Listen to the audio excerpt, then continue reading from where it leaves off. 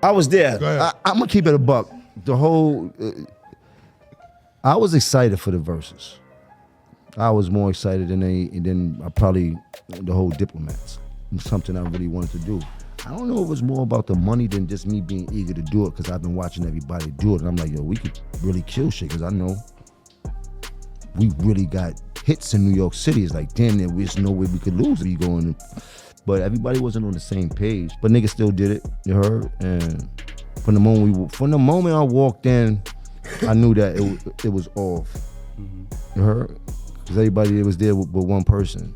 And when I seen that one person wasn't there, I knew it was, and we wasn't on it from the first place. We wasn't rehearsing, we wasn't doing none of that type of shit. We was just going on the sheer Harlem shit that niggas know how to do. And I kind of knew that shit wasn't gonna go the way it was. So walking in, the energy wasn't right. But when I did get on stage and shit like that, the energy from the crowd and just the place in there was phenomenal. Like I never seen nothing like it. I really felt like I was walking into the championship game at the Garden. Like that's how I felt. Like it was like, yo, it felt like niggas was in floor seats and seeing everybody I knew. It just was the illest feeling ever, just walking out there feeling like a champion and shit like that. You know what I mean? But it didn't go the way we wanted to and shit like that. And a lot of different variables and shit like that. We ain't gonna get into it. Then Kiss turned into Bruce Leroy too. Yo, Kiss turned into Bruce Leroy at a moment in that shit. Like Yo, Tech, let's make something happen. New York, hostile. They do something. They just took advantage of opportunity, started ringing off songs back to back to back. Niggas start talking crazy. Nigga Jewel said, y'all ain't got no shit for the bitches. That nigga, shout out to DJ Technician. That nigga throwing the Mariah Carey shit. I said, oh shit. This ain't going right. Then when Jadakiss threw the fucking Biggie shit on, I said, nope, this ain't going right. This is not right. Now, mind you, we losing bad the whole night from the beginning. So I had a freestyle ready that I was gonna do towards the end of the night. But we was down so bad when I was about to do it, the crowd didn't even want to hear it and started booing. I was like, this is just fucked up. Everything went left that night. Yo, Camron been saying for years that Dipset spent less time actually winning together than they spent trying to fix the group after everything fell apart. And now, here we are again in 2026 with more drama popping off. Today, we gotta talk about Jim Jones calling out Cam for a Verzuz battle after Cam recently spoke on why Dipset crashed out the way they did. But before we get into all that, y'all already know what I need: subs, likes, and hypes. Now look at this XXL cover right here. A lot of people still say this was one of the biggest moments that completely changed Dipset forever as a crew, a label, and a movement. Back then, it probably looked legendary to fans, but timing is everything, and this came during pure chaos. Cam was already dealing with that messy situation involving 50 Cent, and people felt like nobody from Dipset was really standing beside him publicly. Then Jim pops out performing with 50 Cent at a show, and suddenly, Cam starts looking isolated in front of everybody. I can't think enough in the top of my head, but absolutely, 100%. You know, you've been doing this 30 years, so you have to make decisions as best for yourself. But I can name a lot of decisions that wasn't good because I was trying to be a team player. You know what I'm saying? Like, I told... That's it. Yeah, that's a good. Yo, I should have never did the verses. I told don't do the verses. I don't want to do the verses, but I'm a team player, and it was the wrong decision that I made. No more of that. No more of that. Yeah. No more of that. So Yo, Killer. When I was watching the Verzuz, the only thing I kept thinking, I was like, yo, if you would have done the takeover after Kiss did Who Shot You, it would have been a different day, Killer. Damn, I had a whole freestyle ready and all that, but listen, man, it's crazy, man. But yeah, I try to be team players a lot of times. And that's the first thing that came to my brain when you said wrong decision. Then the True Life situation started adding even more tension behind the scenes. Everybody slowly drifted apart, and the cracks got bigger and bigger until the whole movement started falling apart in public. Now, Jim Jones been talking for years about how he carried Dipset during the roughest times, especially when the street pressure got heavy and everything around the crew started getting messy. Now, we're not even diving into all that part today, but Jim just turned the temperature all the way up by calling out Cam for a Verzuz battle. Jim said, "Tell your mans I want to do a Verzuz against him since he made us lose our last Verzuz at the Apollo. Y'all call Swizz, laugh out loud. Happy Memorial Day, laugh out loud." Then Jim kept going and added, "Smoking ain't your thing. We all know that, so let's settle this like this. Laugh out loud." After that, he doubled down again saying, "Let's settle this once and for all. We can do it right in Harlem." Then he threw another shot and said, "We know you ain't been here in a while, but they still love you. Laugh out loud. Laugh out loud." Jim was clearly trying to get under Cam's skin with those comments, and people online immediately started picking sides. Now, let's be real here. Cam does not need to be standing in Harlem every single day for people to respect his name. Camron is stamped in New York history already, especially when it comes to Harlem and the city overall. And when it comes to Jim versus Cam, I gotta be honest immediately. This might not be the battle Jim really wants. That's not taking anything away from Jim either, because he definitely built his own legacy and made a serious name for himself over the years. Jim was really the one people doubted the most in the beginning. A lot of fans never expected him to become as big as he did. When Diplomatic Immunity first dropped, most people looked at it like the project was mainly there to launch Jules Santana into superstar status. But while all that was happening, Jim quietly built his own respect through the streets, mixtapes, and pure grind mode until people had no choice but to pay attention. Now, when it comes to this possible Verzuz battle with Cam, this gets dangerous fast. They're gonna be a Verzuz rematch, man.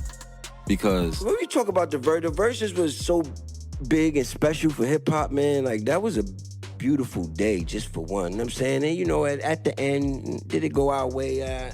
Maybe not. Didn't fully go our way.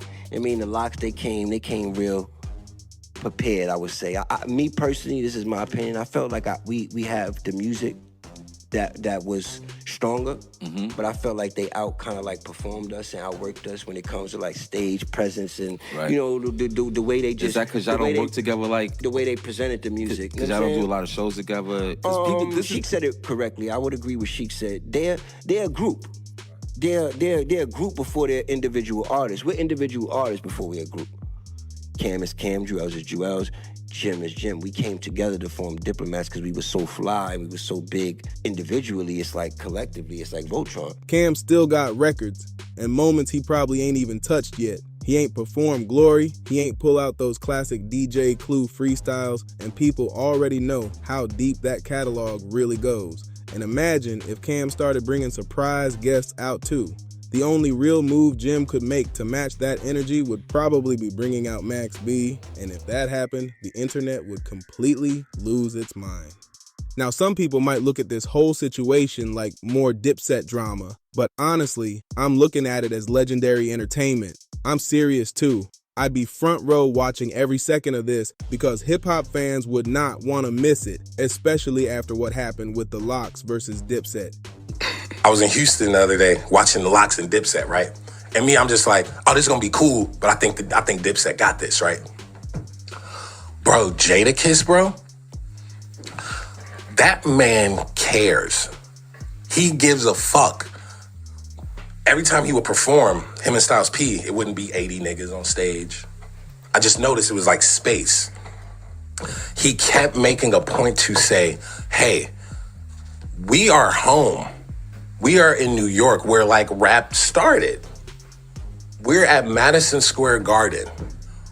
We are known. We have a name. We feed our family because we use our voice over instrumentals. We are on a stage right now with the microphone specifically to do that. Why the fuck are y'all niggas rapping over the songs? Bro, when he said that shit, I was like, he cares.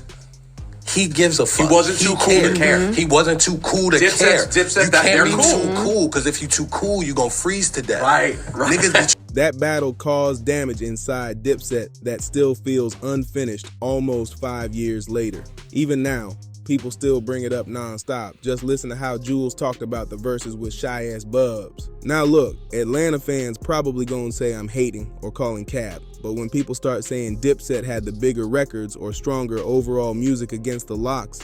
The Lox is a group. Diplomats is not a group. They've been performing as a group their whole life, like as a group. And they were in tune as one. Yeah. That's You what it understand looked what I'm like. Yeah, saying? that's what it looked like. Then, once shit started going left, our DJ was supposed to know. I felt like, this is no disrespect. I'm not gonna say no name. Like when I said to Jadakiss, right?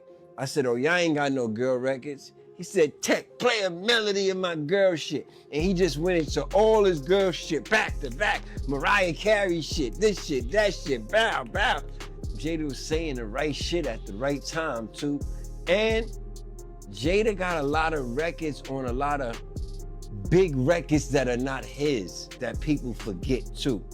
So not only are you battling against Jadakiss, you battling against, it might be a Biggie record that that's a #1 record that Jada had a verse on. Benjamins, come on, you understand? That's not a Lox record. Like, like certain records, it's like, these niggas is coming in, you can't really, it's like, we are going against #1 hits constantly back to back. Jada knew how to take control over the show. And one thing I noticed he didn't do, that he did, when he was with Fab, he was drunk. He was drunk out his mind. When he was with us, he was not drunk. I just can't fully agree with that. We talking about one of the greatest lyrical groups hip hop has ever seen with the Lox. Jadakiss, Styles P, and Sheek Louch were different animals on those records and mixtapes. Before Money, Power, and Respect even dropped, they already had the mixtape scene in a chokehold. Then when We Are the Streets came out, it got even crazier. If you actually lived through that era, then you already know exactly what time it was. Now, don't get it twisted. Dipset absolutely became a cultural movement too, but back in the late 90s, they still weren't fully formed yet as a complete unit. Everything was still building up behind the scenes until around 2001 or 2002 when Dipset really exploded everywhere. But the Lox already had years of chemistry, bars, experience, and battle-tested energy by then. That's why during that Verzuz battle, it honestly looked like Dipset walked into a situation they weren't fully ready for, and people noticed it immediately. And the crazy thing is, fans still keep asking Jules about that battle non-stop because it became one of the biggest hip-hop moments ever streamed online. Even Tyler, the creator, was reacting and commenting on the verses because the whole culture was locked in watching it unfold live. You had all kinds of people online reacting in real time to what they watched happen during that Dipset Verzuz battle. A lot of fans still say they never expected to see Dipset get picked apart like that on such a huge stage. Now, to be fair, Dipset already had internal problems long before that battle even happened, and some of the damage was already done behind the scenes. But listen to how Jules keeps talking about the Lox and that whole situation. This tension clearly been sitting there for years, and you can still feel the bitterness whenever they bring it up. Not too long ago, Jim Jones even posted on his story, "Me and Jules shoulda did the verses by ourselves. I ain't picked the list, laugh out loud." Then Cam jumped in the comments and fired back saying, "Niggas must got they notifications on anytime I talk. Sorry for the mental torture I cause niggas." So yeah, the shots definitely still flying back and forth even now in 2026. And deep down, you can tell everybody involved knows things never fully went back to what they once were when Dipset was really locked in together. Y'all want to talk about the backdooring that's going on for the verses that everybody keep keying, but I wanted the bag, you heard? But we got the bag, but boy still went backdoor. Like, yo, for me to do the verses, you got to give me part of this business. That had nothing to do with us. You heard? But he would say, that's me being a businessman. Nah, that's you being a sucker doing backdoor shit. You heard? But nobody want to talk about that. I know. We didn't know. I ain't no backdoor ass nigga. You heard? I stand on 10 toes and I break bread with my niggas. Period. That's always who I've been. Do I not? Word. You heard, it's never been an artist that took advantage of. You heard, I really put money in all of my artists' pockets that I deal with, and all my niggas, we get money together. I'm not one of them type of dudes, bro. You heard? When you went to Cam about that, he said that, like, it's just me being a businessman? No, Swiss told me. I had to tell Swiss I know what was going on, Jack. You call Swiss on the line, he'll tell you. I did bad, you know. Swiss my brother, zone. What's up, Zah? You heard?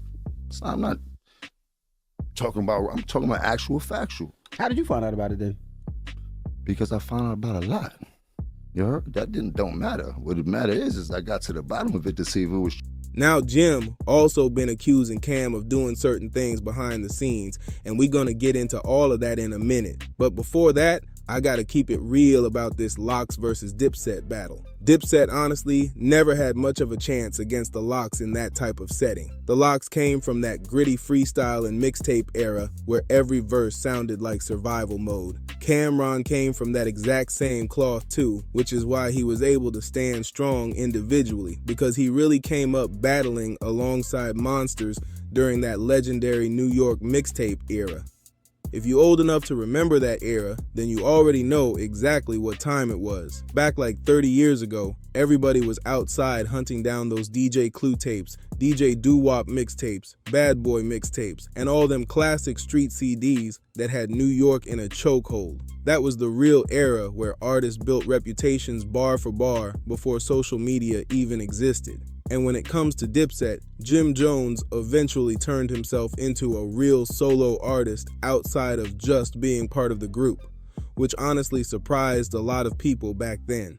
But like I said before, that XXL cover really changed everything because it quietly created a line in the sand at a time when fans still didn't fully know where the Diplomats stood as a unit.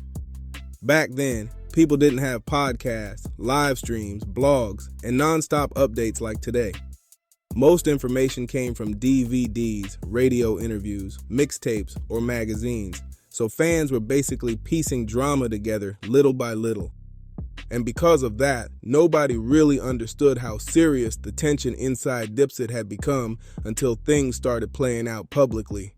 When Cam and the crew were going at Nas or other rappers on mixtapes, everybody looked united and locked in together. But once the situation with 50 Cent started heating up, people noticed the energy changed completely. Fans started paying attention to who was standing beside Cam and who wasn't. Then seeing members later pop out on stage with 50 only made the whole situation look even messier. And Joel's even came out saying, "Yo, I will support my brother. Like, I ain't look at it like that. Like Jim said, he has something going on. I'm there with him." But fans still kept side-eyeing the whole situation for years like, yo, what was really going on behind the scenes? And now, in 2026, a lot more clarity finally starting to come out. Things clearly changed inside those relationships, and the energy between everybody was way different than what fans originally thought back then. Now, fast forward years later, and Camron and 50 Cent ended up becoming cool again, which honestly reopened old wounds between Cam and Jim all over again.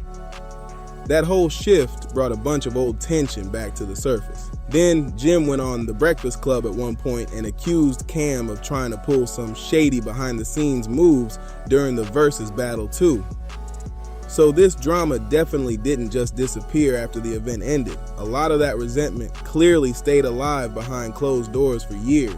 But now let's talk purely from a hip-hop standpoint for a second. When it comes to records, performances, stage presence, and who would probably win in a one-on-one versus battle, I gotta lean toward Cam personally. People can call me biased if they want, but I rock with Jim too. Jim absolutely earned his respect over time and built a strong catalog for himself.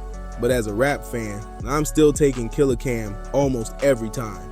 Once you start bringing up projects like Come Home With Me, Purple Haze, Killer Season, and all those legendary mixtape records, it gets real dangerous fast. And that's not even taking away from albums like On My Way to Church or El Capo, because Jim definitely delivered heat too. Now listen, I'm not even about to sit here and pretend Jim Jones ain't leveled up over the years, because he absolutely did.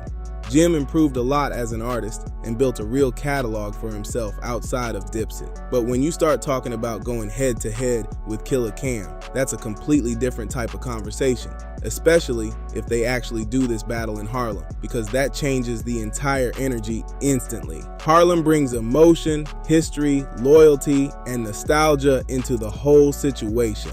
And if this really happens, you gotta separate the Dipset group records for a minute and really look at Cam's solo run. We talking Confessions of Fire, SDE, Come Home With Me, Purple Haze, and a whole stack of mixtapes and classic freestyles on top of that. Cam's discography runs deep, and there's a lot of records people still quote to this day that had nothing to do with Jim at all. Same thing for Jim too, but overall, I personally don't think it's even debatable that Cam is the stronger pure rapper between the two. Now that don't mean Jim wouldn't have an edge in certain moments though. If this battle happened in Harlem, emotions would be running wild on both sides. You already know some fans would be screaming that Killer Cam gonna destroy the stage, while other people would ride hard for Capo and say Jim got the streets behind him. The crowd would probably be completely split. But if we talking strictly New York rap history overall, there's definitely people out there who would argue Cam belongs somewhere in that top 10 conversation. Top 20 out of New York, Cam is definitely in that conversation without question. Some people probably got him even higher depending on what era they grew up in. Now, Jim Jones deserves respect too because his name always comes up in New York rap debates, especially after everything he built on his own over the years. We already seen people arguing online about rankings, especially during all that Max B discussion and everybody debating who belongs where historically. Jim absolutely got his place in the conversation, but when it comes to matching Cam overall as an artist, I still don't fully see it personally. Now, like I've been saying this whole time, I honestly look at this possible versus battle more like a solution instead of another problem. The sad part is Dipset as a real functioning group has basically been a mess for years now. At this point, Dipset almost feels more like an idea or a memory of what could happen when everybody was fully aligned together. Fans still love the legacy because it showed what was possible when the chemistry was right, but realistically, it's probably never going back to the way it once was. And that's before we even start talking about Cam's Boss of All Bosses era, the DJ drama tapes, the Vado situation, and all the other chapters connected to his career. That alone is a whole separate conversation by itself. But even with all the tension and years of back and forth shots between them, I still think a Harlem versus battle could actually calm some of the drama down and remove some of the bitterness that's been building between them lately. Now personally, I honestly don't even know if this battle is really gonna happen. One thing everybody knows about Camron is that he takes business very seriously, and if you want him involved in something this big, that bag better be right. Now that's not saying Swizz or the Verzuz platform can't afford it, because let's be honest, if they somehow pulled this off, this could easily become one of the biggest Verzuz events of the entire year. But the real question is, what would it actually take to make this happen? Because if I'm Cam, I'm going full superstar mode for this battle. I'm bringing out Mace, I'm bringing out Cardin, and honestly, I might even try to bring out Mariah Carey just to shake the internet up completely. Cam got too many different layers to his catalog. He got street records, mixtape classics, freestyles, and then massive commercial hits that crossed over everywhere. That's what makes this matchup dangerous for Jim, because Cam can switch vibes instantly depending on the crowd. And if Cam starts performing records like That's Me or Losing Weight, the whole room gonna turn into a movie. At the same time though, Jim still got records that hit hard too. Especially with Harlem behind him. Jules would probably end up caught in the middle because fans would expect him to show love to both sides somehow. This whole thing really could become legendary entertainment if everybody stayed focused. But honestly, I don't know if there's enough organization, discipline, and most importantly, low enough egos to actually make something like this happen without everything blowing up behind the scenes first. Now look, if the money gets crazy enough, maybe everybody involved could put the tension to the side for one night and make it happen. But let's be real for a second. If this battle actually went down in Harlem, that stage would probably have 1,000 people standing on it at once. It would be complete chaos from beginning to end, and honestly, that's part of why people would tune in so fast. I'm not even gonna lie, it could turn into a legendary disaster in the best way possible. I actually hosted a Camron show at the Apollo a few years back, and when I tell you the energy felt like early 2000s Dipset all over again, I mean that for real. It felt like 2001, 2002, 2004. All them classic Harlem eras rolled into one night. The crowd reaction was insane, the nostalgia was crazy, and people still knew every single word. That's why this whole Jim versus Cam conversation got fans so divided right now, because both of them still got real support behind their names to this day. But now, I want to hear from y'all. Can Jim Jones actually defeat Camron in a versus battle? Or is this whole idea completely unrealistic? And even with everything Cam accomplished in hip-hop, does Jim still got the right to challenge him publicly like this? Get down in the comments and let me know. Smash that like button, subscribe to Dripzine, and hit the hype button if you rocking with the content. I'll catch y'all on the next one. Peace.